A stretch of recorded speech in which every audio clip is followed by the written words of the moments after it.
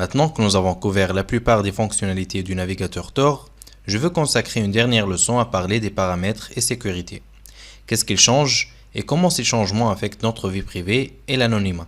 Nous pouvons accéder aux paramètres de sécurité à partir de l'icône du bouclier ici, à côté de l'icône de balai que nous avons vu dans la leçon précédente. Donc, je clique ici. Si ce bouclier est vide, cela signifie que les paramètres de sécurité sont réglés sur les paramètres normaux. Vous verrez le niveau de sécurité que vous avez en ce moment. Donc, je suis au niveau normal. Si vous voulez changer cela, vous pouvez cliquer sur changer ici.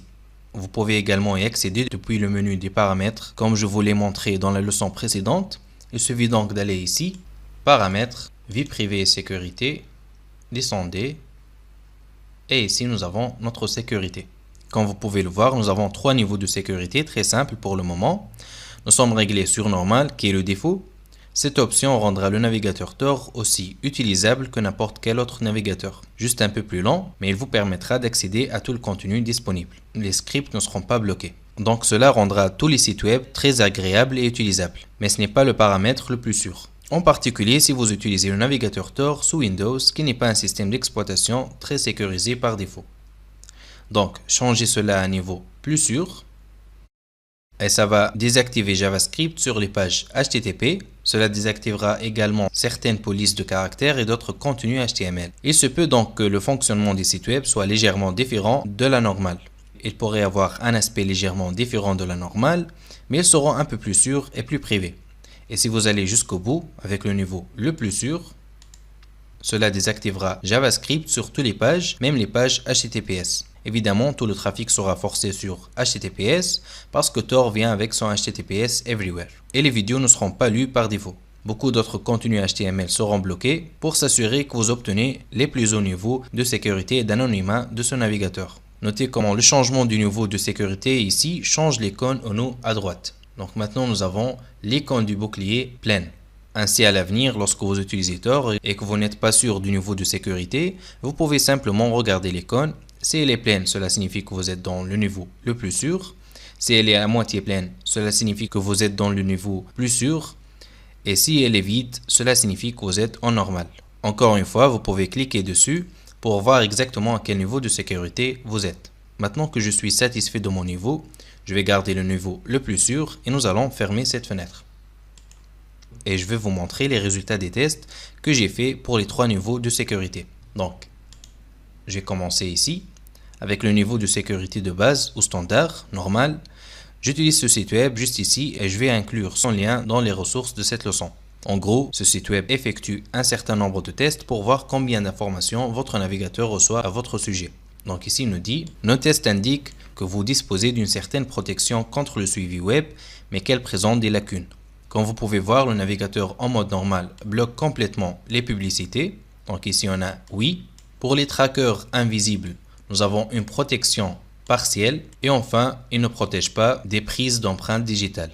Il nous dit ici que le navigateur a une empreinte unique. Et en bas de la page, et si vous descendez un peu en bas, vous allez voir ces statistiques. Vous verrez que parmi plus de 238 222 navigateurs qui ont été testés sur ce site web, votre navigateur semble être unique, ce qui permet de nous identifier. Et ici, il nous dit que nous avons 17,86 bits d'informations d'identification qui peuvent être recueillis en analysant littéralement votre navigateur. Maintenant, j'ai également exécuté le même test après avoir changé mon niveau de sécurité à moyen. Donc, le niveau plus sûr. Donc ici, la même chose. Mon navigateur bloque complètement les publicités. On a un oui ici. Il bloque partiellement les trackers invisibles. Et enfin, notre navigateur a toujours une empreinte digitale unique. Encore une fois, en bas, nous avons les détails complets. Il nous dit que notre navigateur est toujours unique et le navigateur donne 17,86 bits d'informations d'identification. Encore une fois, c'est identique à ce que nous avons avec le normal. Enfin, j'ai poussé ma sécurité au maximum, comme je l'ai fait jusqu'à présent. J'ai fait les mêmes tests ici et comme vous pouvez voir, les résultats sont bien meilleurs. Ici, il nous dit que le test indique que vous disposez d'une solide protection contre le suivi sur le web. Encore une fois, le navigateur bloque tous les pubs et il bloque les trackers invisibles. C'est bien meilleur qu'avec les options normales et moyennes. Et enfin, quand il dit « Votre navigateur vous protège-t-il des empreintes digitales ?» il nous donne non. Mais ici, si on compare ça au niveau normal et moyen, il y a une différence. Donc ici, il y a une empreinte digitale unique, mais ici, c'est toujours mieux. C'est donc la principale différence ici et on va voir ça dans les détails. Disons qu'il y a moins d'empreintes uniques si vous voulez voir les choses comme ça. Donc en regardant les statistiques ici, il nous dit que seulement un navigateur sur 39 700 ont la même empreinte digitale. Alors qu'avant, nous avions une empreinte digitale unique parmi plus de 200 000 navigateurs. De plus, notre navigateur donne 15,28 bits d'information d'identification. Comme indiqué précédemment ici, nous avions sur le niveau moyen et le niveau normal, nous avions 17,86 de bits d'information d'identification. Ainsi, avec les paramètres de sécurité élevés, vous recevez moins d'informations sur votre navigateur et sur vous-même. Et en général, vous pouvez faire défiler la page pour voir d'où viennent exactement ces bits d'informations. Et nous avons ici les statistiques détaillées. Vous pouvez choisir le caractéristique, donc ici, ou vous pouvez défiler en bas. Donc pour commencer, vous pouvez voir l'agent utilisateur du navigateur qui révèle 2,61 bits d'information. Vous pouvez voir l'entête HTTP qui révèle 7,2 bits d'information. En descendant, on peut voir même que les plugins du navigateur révèlent des informations, le fuseau horaire et même la taille de l'écran. Et c'est pourquoi je vous ai dit de ne pas agrandir l'écran, car si vous le faites, cela donnera la vraie taille de votre écran et cela va donner encore plus d'informations. Si vous continuez à défiler vers le bas, vous verrez exactement d'où vient chaque information.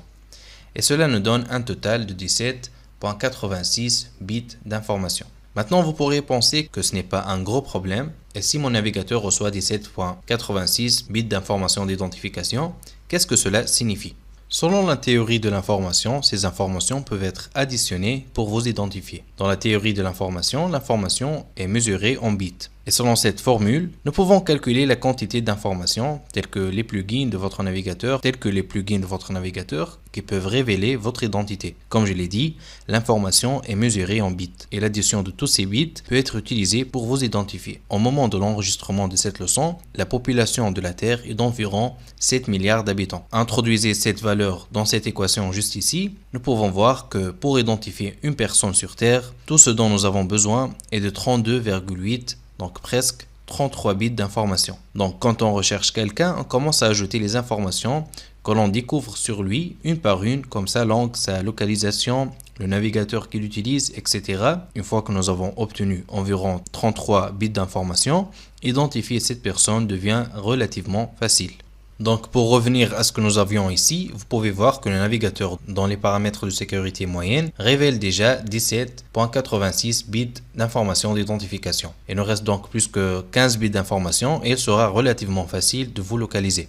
Il est vrai que certaines des informations que nous voyons ici sont incorrectes, comme la taille de l'écran parce que l'écran n'est pas en plein écran, mais vous comprenez que plus votre navigateur reçoit d'informations sur vous, le pire parce que ces bits peuvent être utilisés pour vous localiser et vous identifier. Donc si nous regardons le niveau supérieur, ici nous pouvons voir que nous révélons que 15 bits d'information. Et je peux même réduire ce nombre avec quelques modifications et quelques extensions que je peux installer, mais cette vidéo sera vraiment très longue. Et n'oubliez pas que certaines des informations sont incorrectes. C'est donc un bon début. Et encore une fois, au fur et à mesure du cours, nous allons parler de méthodes plus avancées pour protéger notre sécurité et notre anonymat.